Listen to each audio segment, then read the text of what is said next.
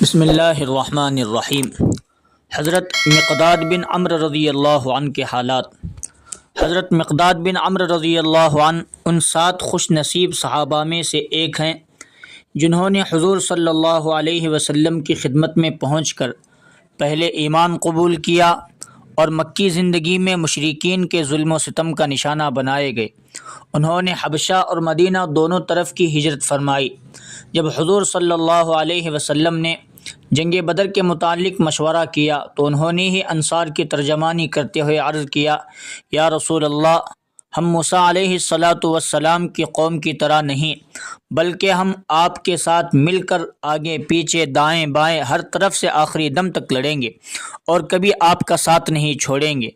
وہ گھوڑ سواری، نیزہ بازی اور تیر اندازی میں کمال درجے کی مہارت رکھتے تھے۔ انہوں نے غزوہ بدر میں 100 زرہ پوش مشرکین کا بڑی بے جگری سے مقابلہ کر کے تہلکہ مچا دیا۔